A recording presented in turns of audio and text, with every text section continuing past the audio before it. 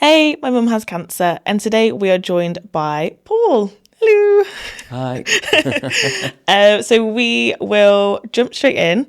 So it was your brother that had a brain tumour and your mum that had a brain tumour as well, That's wasn't correct, it? yeah. Could you tell me a little bit about your brother? Just in general, do you mean? Yeah, so what was Oh, he like? What was your relationship oh like? yeah, yeah. No, that was a really nice relationship.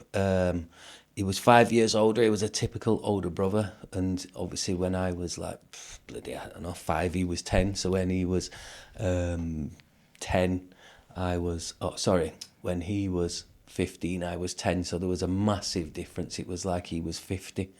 Because 5 years is just a lot until you get older and then it just closes. But yeah, and he was a typical older brother who would always terrify me. And I don't know if there was horror movies, he would scare me and tell me about ghosts upstairs. And then it's so bad that I slept on the landing in between floors because I didn't want to sleep in the room by myself. Or I would trade what was it, a Kermit the Frog clock with my sister, so that I could sleep on her floor, and then she'd allow me to sleep on the floor while she sang Madonna and stuff. So yeah, and I did all of that because of him terrifying me. And then going growing up, sorry, he then became a butcher. Oh, So he yeah. was a master butcher. And then one day he came home and said, right, I want to be a barber. Oh, that's a I know, transition. yeah, exactly. So going from butchering meat to then being a barber, and because I was his younger brother, he said, let me cut your hair, and if I do become a barber, then I'll be able to cut your hair for free if you allow me to do this. So I was like, right, go on then. So he was cutting my hair, and then the clippers blade got caught in between my ear here, and it just sort of stopped, and then he tugged it off, and then blood, but I thought it was water was running down there, and he got a towel, doused it. Anyway, cutting a long story short, he became the best barber ever, and his name was Barber B. Oh, I love So that. Despite the there's, trauma. yeah, so there's Brian. And then he became an international barber and did barbering for what, 25, 30 years. And he could do Afro hair, European hair, and he was the absolute best. He'd do designs in hair when that was the thing in. Remember the night tick? Yeah, so all of Yeah. that. So he would do that and then colour it, and the absolute best barber that ever walked this earth. And I'm biased, but he definitely was. And he used to go around to all different competitions, like I don't know, Blackpool and Preston. That's why I come in today from Leeds. I recognise the A56 and A61 from going to these competitions, and we're just absolutely. When I say we, I was just the model, but Not just a yeah, model. exactly. So that was Brian, and that was his life, was cutting hair. He's got 7 kids. Sorry, so so it was kids, but his passion was hairdressing and barbering, and Yeah. he went all around the world, and best barber ever. That's amazing. And to transition from like butcher to barber, I feel like Exactly. he hadn't let go of the butcher side when he chopped your ear off. Yeah, exactly. But that was an accident, and he did once he transitioned over to barbering. That was just a skill that he had, so he didn't go back to butchering.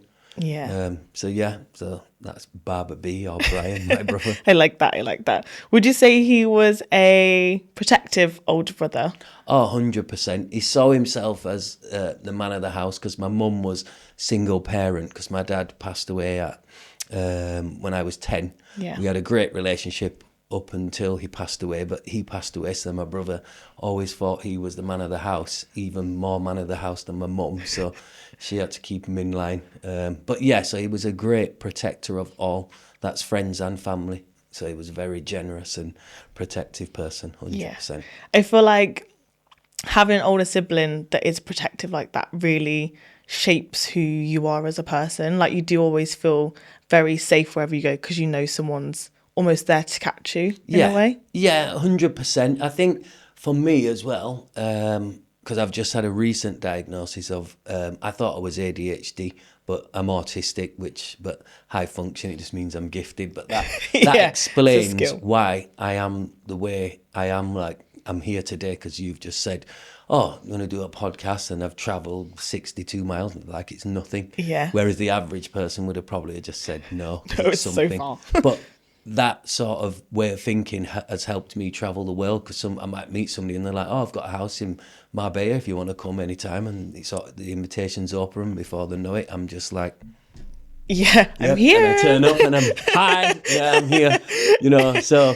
It's almost like you don't want people to send you like a general, like a chit chat invitation almost, because you're going to be there. Literally, like if you said, I've got a house in Tenerife, you can stay anytime, I take it as that. So the world's black and white to me. Yeah. So I don't understand why you would say it if you didn't mean it. Yeah, I like that way of thinking though, because yeah. it also helps people to not just say stupid stuff. Yeah, well, say it and I'll be there. Yeah, and you won't say it again. Yeah, come for food and So and that is how is just how I am. So that's just me. Beautiful. So he was very protective, but I'm very I have my own mind. So we'd not clash, but he was very protective, and it's like, do this, but I've always done stuff what I want anyway. But still, I had respect for his olderism, made up a new word. But yes, I had respect for, how he was and things like that. Because you have to almost learn by making mistakes. Like if you don't mess up sometimes, you'll never learn. So sometimes having an older sibling, it's you don't see what they see. Like they can see the outcome because they've done it already and they don't want you to go through it. But actually you have to go through it to then be the person that they want you to be almost. Yeah, I think you can just guide and say words to anybody, because you don't want to be like a dad and say, this is what you could sort of guide. And if you see that it's falling on deaf ears, stand back. Yeah, watch the flames almost. Exactly. And I think he was really good at that. And he was definitely an amazing big brother. So 100%. Oh, I'm sure I'd love to hear you say that. Yeah, I'll say it now. So when did you find out that he had cancer, and how did you kind of find that out? It was strange, because I think it was like, what I did is I used to go, and I still do it with his son now, my nephew. My nephew's 31, 32. So I go every Saturday to get my hair cut. Yeah. Because you go every week? Because if I don't, then what happens is 2 weeks goes, 4 weeks goes, a month, 2 months, and you don't see, because life just lifes.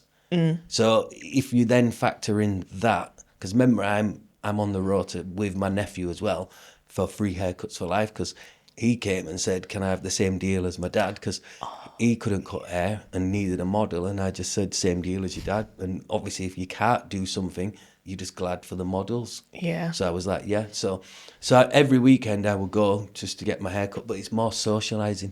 So that's what I would do with my brother. So I would go and socialise. So basically I think I've called him for a haircut, and he just said, oh, I'm not in. I said, okay, that's fine. And then he said, I'm away next week.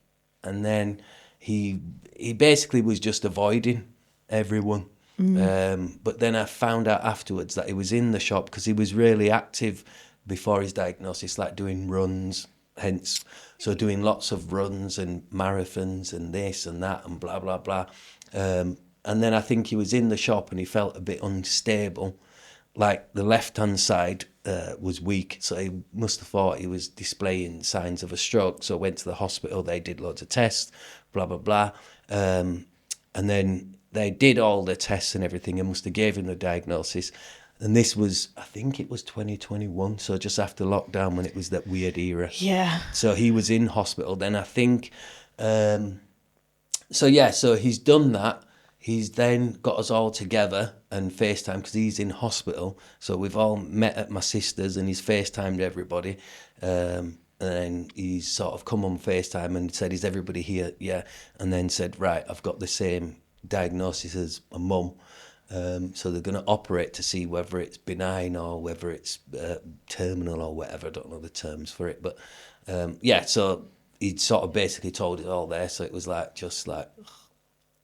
not this ride again. We've done this in 2003 with my mum. So I'm like, Oh, right. But he was in hospital by himself, quarantined because he tested positive for COVID as well, Yeah. but displayed no sort of symptoms of COVID. He was still, and the World Cup was on, sorry. So he was making he made a t-shirt into an England shirt Oh, yeah. while he was quarantined and whatnot. But he could draw, so he Yeah. was very arty. So yeah, so that was his way of telling us all while he was in there with. Because I'm just remembering now. Yeah, so he had an England top on that he created and things like that. So he then told us the diagnosis or what they believed, and then I think there was booking him in for the operation to see if they could operate and remove.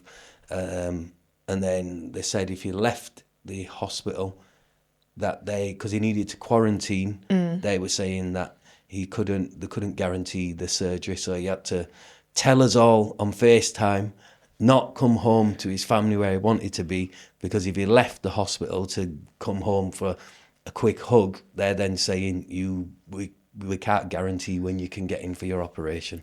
Oh my I know. gosh. So yeah, it was the worst way for him Yeah. possible. I feel like COVID just made everything so much harder. 10 times worse, because it was just crazy. I mean, it's just crazy time. It was absolutely ludicrous was that time, and it's such a shock to find out that it wasn't this. The steps that they took were not required, but everybody sort of believed it or just trusted the Yeah. system.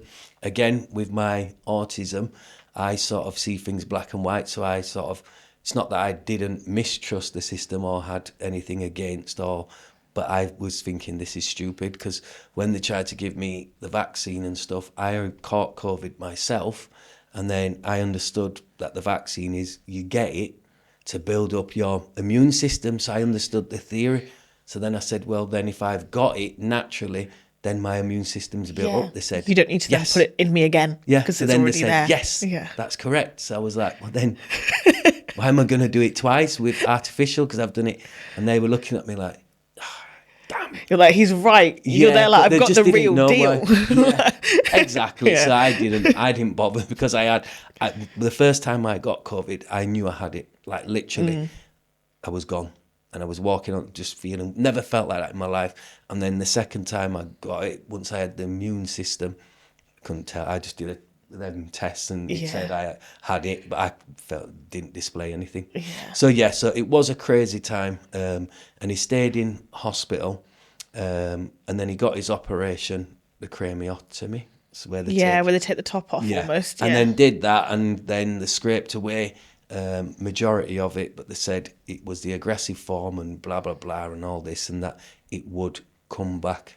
So I think after he had that operation, somebody, when you do have brain surgery, or when he had it, it knocked him for 6. So he was he couldn't control his bowels and stuff like that. And he did a play about all of this, by the way. A play? After his brain tumour was removed, he came out and was like, right, time's limited, or I'm going to see what I can do, and I'm going to do a play about my life. So he did a whole play, which then went to West Yorkshire Playhouse. No way. So it started off in local, it started off in his shop as a pilot, and then people were like, because he said to me like, all right, I'm going to do a play, and I was like, God, he's lost it. Yeah. So he said, I'm going to do a pilot, this and that. And he worked with a gentleman called Sir Kai Lynch, who was a script writer. So they got together. He sort of moulded Brian in the right direction, and said, right, tell me everything. And then he sort of made it into, and what it was who is Barber B and how he became about.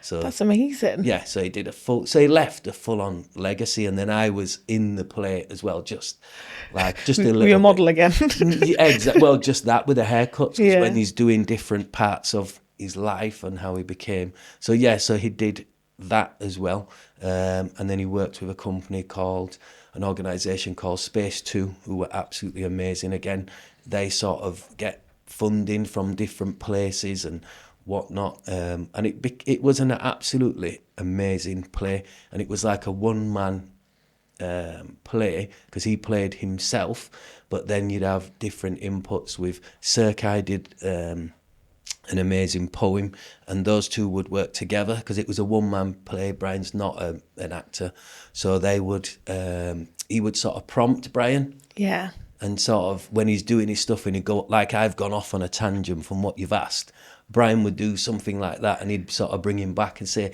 tell us about, who is Barbaby, and it was absolutely flawless. So he did that. His accomplishment was to get to West Yorkshire Playhouse. He did that, and that was amazing. And then once he passed, we did a part 2, and then me and my sisters, Serkai again, we all then concluded his part 2, and he said he wanted, what do you call them, a choir, dancers. He wanted this, he wanted a big stage. So then we went to Northern Contemporary School in Leeds. That's a massive world-renowned like contemporary school. Yeah. So we went there and performed it there in front of 300 people, and it got funding again with Space 2, and it was absolutely amazing. That's so incredible. We concluded his part 2, and there was a choir, and that during rehearsals, that's when I had my moment. I came in, and it's the first time I've ever seen a choir, and they was singing, and I just went into the corner and was in floods of tears because I was like, it's actually got the choir. And they were absolutely amazing. And while they were rehearsing, I was sort of happy with the tears and like, look, this is how powerful you guys are. I'm not joking, because I don't run away from my emotions. If No. you want to cry, cry. If you want to laugh, laugh, because that's just it. Even driving here, I was laughing in the car at somebody picking the note, Yeah. So that's just how I'm not bothered. I'll just, if I want to cry, I'll cry. If I don't, I don't. But I was sat there and I was just like really emotional, like we're actually going to do this. Yeah. So so it was powerful. Just the choir was, it blowed me away. And then there was dancers, professional dancers, what he wanted. My sister was absolutely amazing as well, because she was in it. Me and Serkai, I sort of played, not the part of Brian, it was me, but then Serkai did what he did for Brian and supported me. So when I went off on a tangent, Yeah. he'd bring me back. So it was absolutely phenomenal.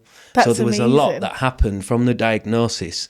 He then did his best 10K and got 58 minutes 53. Nice. Did a play.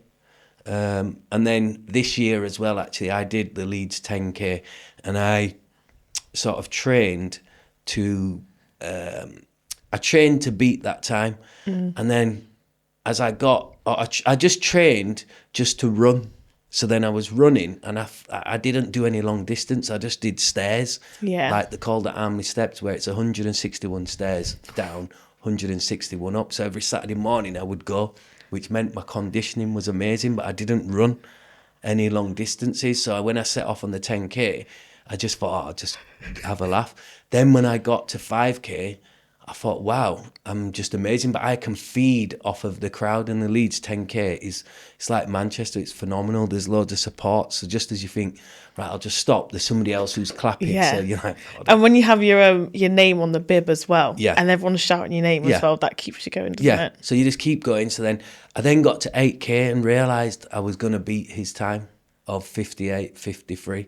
So then I just stopped and let time elapse, Yeah. and then cheered on. I'm always cheering on everybody anyway, but I let everybody sort of catch up and cheer on, and looked at the clock and was like, right, and then carried on again, and we're just burning down the time. So Yeah. I thought, out of respect, I'd retire his time, so I will never do 10K in faster than 58:53. But just for the record, Brian, I could have. So so Could have got sub 40. yeah. So, and that was by accident. So it was, and it's so amazing doing things like that, because it is emotional, like, but it's in a nice way, because as you know, you don't ever want to forget whoever, you don't want to forget them. No. So it's like every day I would say to people, you're not going to, when people say time's a healer, that's for boyfriends or girlfriends, that's for unconditional Yeah. love. That's for chosen love. Time's a healer. So a boyfriend, girlfriend, husband, wife, friend, you choose to have them in your life. So time will heal that. Unconditional is family, whereas if, I don't know, somebody commits murder, you still love them. Brother, sister, mother, that's unconditional love. Time will never heal that. No. Because it's unconditional love. Especially because, as well, this is your first time living a life without your brother. Yeah. As an older brother, you know no different. So, like, sometimes with a sibling, you'll be like, oh, remember when they weren't born and life was peaceful almost. Yeah. And then, but all they know is you. Yeah. So that's the kind of, you now have to kind of learn a new routine. Yeah, so it is. But I think, like I said, I would say, for me, you learn a routine because I'm always independent and self-sufficient. But it doesn't, like, I'm independent and self-sufficient, but what I've learned and what I do is I'm the organizer for family and friends. I want to share life experiences with everyone, whether I go on holiday or whether I run the 10K, and whatever I do, I can influence people. Like, you get influencers online, but I'm a natural influencer because it comes from within. So I will naturally arrange something like, why did we go here? Why did we go there? Right, we're going to Jamaica. Right, we're going to St. Kitts. Right, we're going to Ibiza. And naturally people will come. But it's not that I'm trying to get anything from it apart from their energy. So I'm an energy stealer. I will steal your energy and your vibes, and I'll live off of that. Don't need drugs. I do drink alcohol if I want to, but if not, and because of my autism, I'll say, all right, I'm just going to go out and have 3 pints, and then after 3, I get there and I'm rigid. Yeah. I don't need any more. I can just stop. Or if I'm drinking and you say stop, I can stop. That's so good. Because I've spoke to a few people that have gone through loss, and it's kind of like they've just fell into a really like dark spiral of drinking, drugs. Nah. But it's nice that you've not gone that route. No, when my mum passed away and when my brother passed away, everybody else around me may have chose to have a drink. I refused. I won't drink. So I won't drink in a time of need. The only time I drink is when it's happy and I'm celebrating. Yeah. So I will not drink because, like you say, it's a quick way to go down. I'll be like, no. Yeah. And I just do not, like, literally will not. No. I say the same thing because I think this is so niche. But do you remember EastEnders and like Phil Mitchell? Yeah. I remember seeing Phil Mitchell drinking, and he was always always be drinking sad, and I'd be like, oh my god, days, if I drink sad, I'm going to become an alcoholic. So I was like, never drink sad, and that's like stuck with me since I was maybe 8 years old. Yeah, I don't get it. Yeah. I have no idea why, but sorry, and I don't judge anybody who does because whatever, each to their own. But yeah, I think drinking just because you sat, no, is definitely not me. So, like, don't get me wrong, I may go home tonight and have a glass of red just because, or just not. Yeah. And that's it. So, yeah, no, I definitely won't do that. No, good. Yeah. So we've gone through, well, I also want to know, what made your brother want to do a play? Was he always creative like that? Yeah, he always wanted to do a play. So when he got his egg timer was running out of time and he's got the heads up of and can see the sand running out of the egg timer, whereas me and you we're not, and we forget about the egg timer. We just can't see it. Yeah, exactly. Never know where it is though. Yeah, so we've all got an egg timer with sand running out, but we just forget, which is good as well. But I think just appreciating everything. But yeah, so he's always wanted to do that and spoke to Serkai, the script writer, well beforehand, like 5 years prior. So once he got his diagnosis, or after his operation and diagnosis, he then said, right, this is what I really want to do. Did they give him a time limit? Did they say you've got this amount of time, or was it just... I think they said, so I think they said a year to 18 months. Wow. But then they said, and they can't give you an exact time. But yeah, so they said about that ish, from what I remember, because it's all very, as you know, it's very, it's like what do I call it? It's dream. It's like when you wake up and you've just had a dream and it's clear as hell, and then you say to somebody, oh, there's a dog and a cat and I ate spaghetti. And you're like, what? but it made sense in the head. But as it comes out, and that's the bubble you're in. Yeah. So It all like merges into Yeah. one. And even now when people ask me, I'm thinking, someone asked me the other day, like, oh, how long has your mum had cancer? And I went, I don't know. Yeah. Even now I couldn't tell you. Yeah. It's either 2 years or 3 years. But then 3 years almost seems like it's too long. Yeah. And I feel like not that much time has passed, but not a clue. All So just merged it's, into as one. you know, it's trying to remember. And then, like I said, with my mum and my brother, they both, even though, 2004 and 2021, 2022, there was a long time, but they sort of merged. Yeah. Yeah. So was that genetic? So they both had the same diagnosis? I have no Did they idea know, because or? people have asked me, and I'm like, well, that's just like my brother at the time was like, right, everybody needs to get tested. I'm like, if it would change anything for myself, all day I would, but if it doesn't, what am I going to do? Just worry for the rest of my life. Yeah. So no, I have no idea. No idea. So you've asked me a question. I have no idea. If it is, I'll find out one day, and if not, then yeah. It's that thing of like, sometimes you almost think that you'd want to know when you're going to either pass away or have an idea to maybe live life a little more intentionally. Yeah. But it's actually just nice not No, to know. and that's it. So that's why I just get on with it. Like I said, if there was genetics with breast cancer and then you could have a mastectomy and to prevent, then that's fine. I would go down and do all the tests. But if it's to do with brain, what I'm going to do? Yeah. So what am I worrying for what? Yeah. Should have to do the crossword every day and hope Yeah. for the best. Do you see what I mean? Yeah. So that's why I just get on, but not for, even at the time when I've had a few scares within my life, which we all do, and then with what I've seen, anytime you get anything, you think, oh, this lump on my leg, you think, right. So whatever, you're always thinking, right, this is, and then there's been something, what was it? I can't even remember what it was, but there's been something where I've gone, I don't know if it's 46 years, because I'm 48 now, something must have happened when I'm 46, I can't even remember, but I thought I was going to die or something. Yeah. You know, you just You get those times in your life, Yes, don't you, where one it's of just those. like imminent. Yeah, and I just reflected and was like, if I did, I haven't, there'll be no sort of looking back, wishing I did X, Y, Z, Yeah. because that's how I live. That's why I came to Maid Running. Big up Maid Running as well. Again, all these things, and the reason why I came to Maid Running was my brother running. I only ran after his passing. I took up running. But again, all these things just sort of happen. I'm here today because of running and because of my brother. Yeah. And not just his diagnosis, but just because he ran.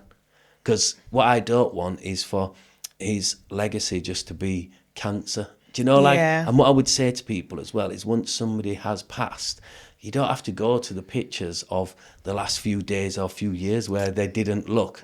You know, he had, 49 years of amazing pictures. Yeah. You know, if on my order of service, please do not use my last few days on this earth. You know, go to the ones in my prime, please. You know, that's what I want, is happy ones where you're living, and, you know, and that's the memories I've got, is I'm not ignoring the latter stages.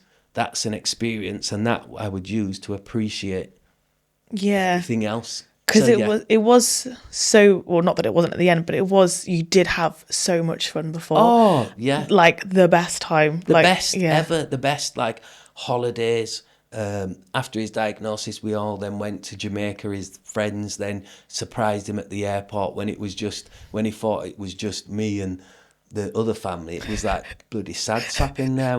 Then his friends popped out in Manchester airport. They popped out and were like, surprise. He were like, whoa. You know, it was like Ross from Friends, like, yes. And I'm like, so we weren't enough. I'm like, yeah. So like, thank God I don't have to spend a week with these people. Exactly that. So then we all went on TUI Airlines and stayed at the Ryu in Jamaica, and it was absolutely phenomenal. I've got a drone, and because I'm a drone pilot, and developed drone policy for Leeds City Council where I work and whatnot, and blah, blah, blah. So I was flying a drone over there and capturing moments and getting all these. Then I've come home. So yeah, I'll get on. So then I've come home and I've learnt how to sort of edit the the video and whatnot, then put some captions on, then put loads of music, which was, while I was making it, I was just floods of tears because it was like Beres Hammond and this and that and all reggae music and whatnot. And then I actually, as I was editing this on the Saturday, the 24th of September, 2023, so I'm editing that, and then, so I'm editing that, and then I've said to my brother, because I went to go watch boxing with him on the 23rd on that night, and my friend Gareth, he came as well. So, because towards the end, brother was a bit unstable, so he'd look like he'd display signs of a stroke to the left-hand side and tingling, blah, blah, blah. So then I've said to him, I've edited that video from Jamaica, do you want to see it? And he went, no, I'll see it next week. So I went, all right. I said, I'm coming down to watch boxing, went down, blah, blah, blah. No problem. Then Sunday the 24th, I think I spoke to him on the phone. He just said, yeah, you're all right. Then on the 25th is when he passed away. Yeah. So then I was like, pff. But I already made the video on the 23rd.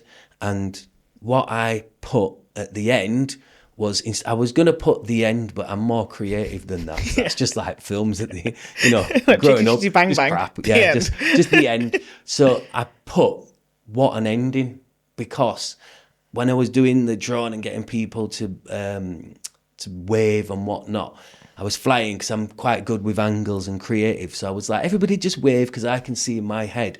I've already seen the video. Yeah. I've got a vision, so I've already seen it. So I'm like, wave. So everybody's in the water like that. Then the more you watch the video, the more you see. So like my sister was stood, let's say my sister's there, was stood in front of my brother. Mm-hmm. He then comes, the drone's there, he's then come. And because he can see, and I don't know how he could see, but he could see that he wasn't in the picture. Frame, and when you're watching it back, you're like, so he's then leaned and waved, and that's the ending, with him waving, with all of us waving. Yeah. So when we're watching that after the 25th, once he's passed, that hit different. That's different. Very, and the music monumental. Was all, the music was, it was Buzzer Banton. Oh, what is it? Charlotte. Oh, I forgot what it's called. But it's just a cappella. Yeah. And a cappella's always emotional. Yeah. So it's a cappella. I forgot. It begins with dyslexic as well, so I won't spell it because it'll be wrong. We'll all be confused. Yeah. Anybody who's got dyslexia, you never just have one, by the way. You're probably autistic as well. There's something else in there. We're diagnosing everyone now, by the way. One thing. So Shiloh, I think it is. You want to put that on the podcast, yeah. So it's Shiloh Buzzer Banton, and it's just a cappella, and that's what I played at the end. And even if I watch that now, it's my creation. I videoed it. I edited it. I put the music to it. I put the words on it. And even now, I cry. Yeah. And that's how amazing it is. But that's what I wanted. So we've got that video for his legacy. And then you've got the 2 plays. Yeah, that's amazing. What a legacy to leave behind. And everyone that he's cut hair for as well. And that was all addressed in the play. And that's what he wanted, was to leave a legacy, which is what he did. And then I'll sort of I've got all this footage together, then I distribute that to everybody. So like his kids and this and that, and anybody that wants to watch it, and I'll sort of be the feeder of that, even down to, let's say his funeral. We had to organise that. Now I remember my mum's funeral was the same undertakers, 2004. On purpose? Well, I made a deal with him in 2004. Again, my autism, I didn't realise why I am the way I am. But while we was there, I don't know, whatever they said the funeral would be, I don't know, 6,000. I said, how about 5,200 if we guarantee your future business?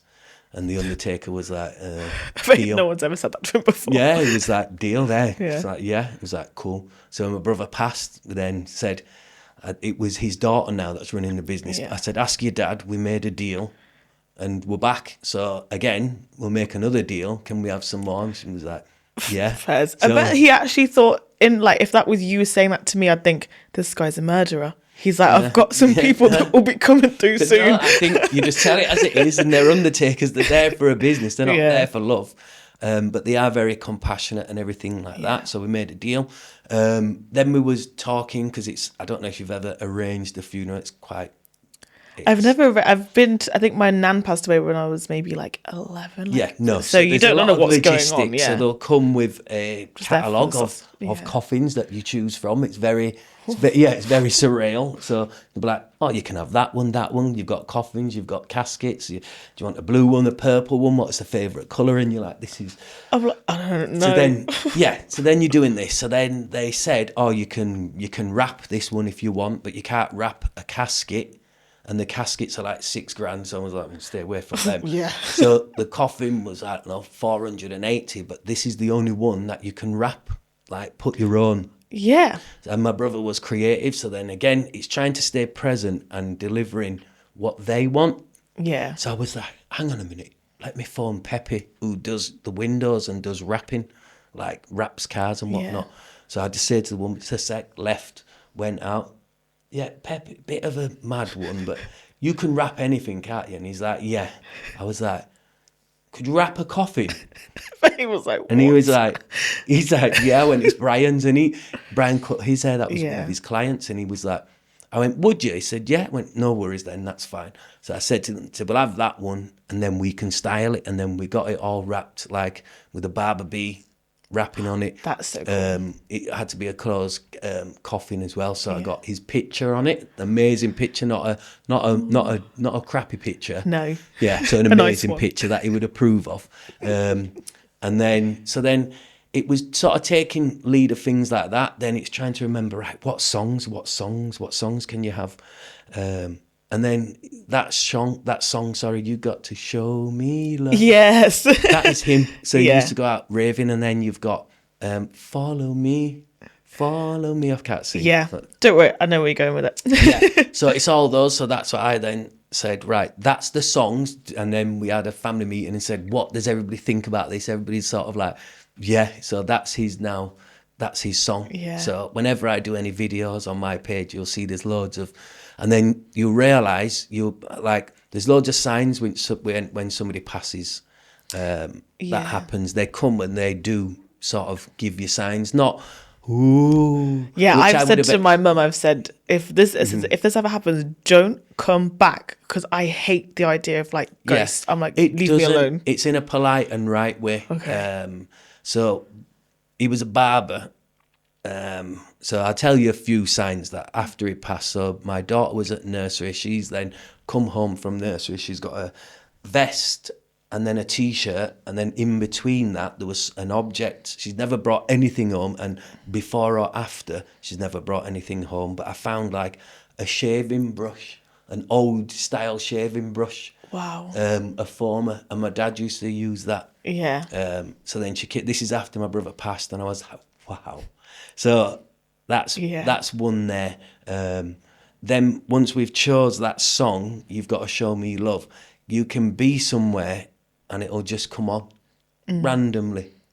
That's not a song that is played in random places either, I don't think. No, It's not that kind of it always comes at the right song. It always comes at the right times. Like, I don't know, I could leave here today, and if I listened to the radio, it would come on. Yeah. Of it to say thank you. Yeah. So there's lots of different signs. You just have to see them. And there's certain things that just happen. And my mum never really did anything like that, which I'm, like I said, it'd freak you out. And yeah, I'm not afraid of like people that have passed, so it wouldn't scare you. It's just like now I've got guardian angels, so I've got my dad, my mum, my brother, so I know I've got lots. So so I'm looked after. But I would have expected, like I said, my brother to come and torment me, but I think even he knows that's too far. Yeah.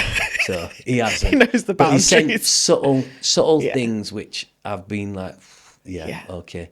So so there is songs, and we got the pleasure of organising his funeral, and then the order of service booklet was done by Creative Print. And they worked together, or they knew each other for like well over 30 years as well, did Delroy Goodison. And he created an order of service that wasn't that wasn't so order of service looking. And even that's everything was just amazing, down to the design. Remember, he was a very artistic person, was my brother. So I felt like, to help with the grief, we was able to deliver a funeral for him, because you have to remember, the funeral's not for you, and it's not for the family members. It's that person's day.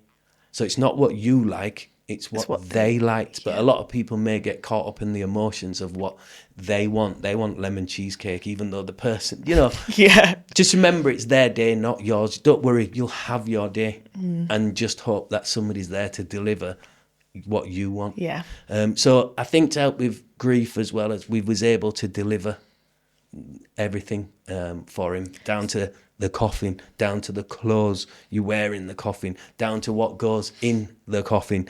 And all these things just become the norm, because when you get dealt the hand that you get dealt with cancer, dealing with cancer, then the aftermath when somebody's passed, you then adapt really quickly. Whereas if somebody just came in and just said, you're going to deal with this, I wouldn't. No.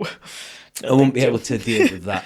But you do. Yeah. And you process it. And then you better turn up the best version to be able to deal with it, because you've got to now You're the host. Yeah. And you've got to deliver it for that person. And it will help you, because like I said, my grief has helped, because everything I've done, because I don't live with regret.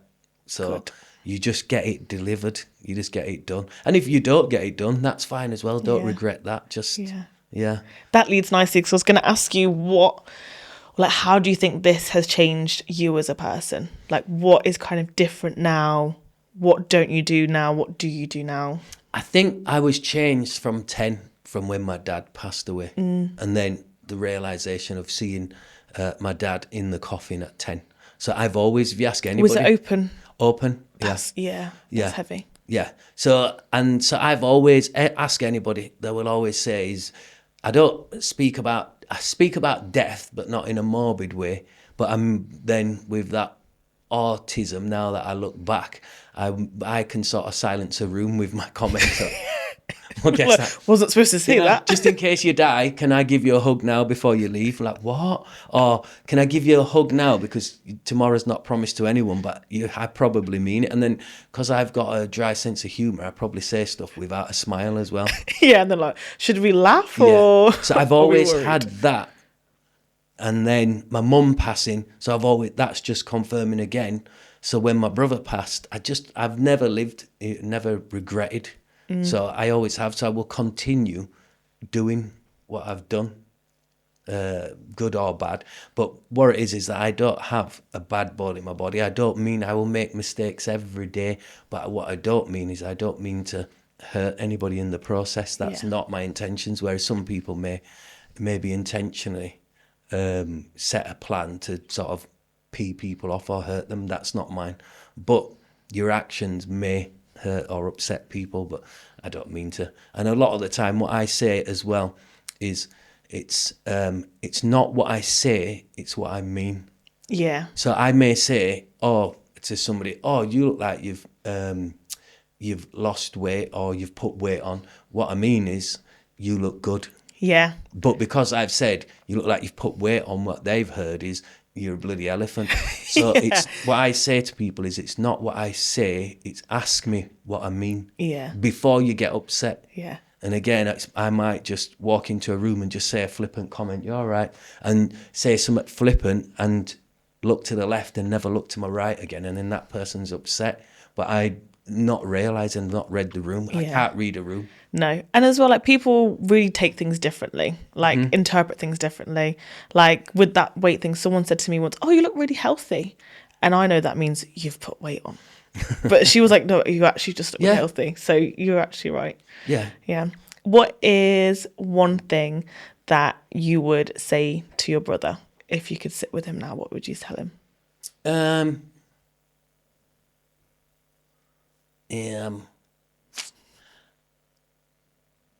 I would have said, but I know, and again, my autism comes across as what other people that are not intelligent enough for me, is what I say.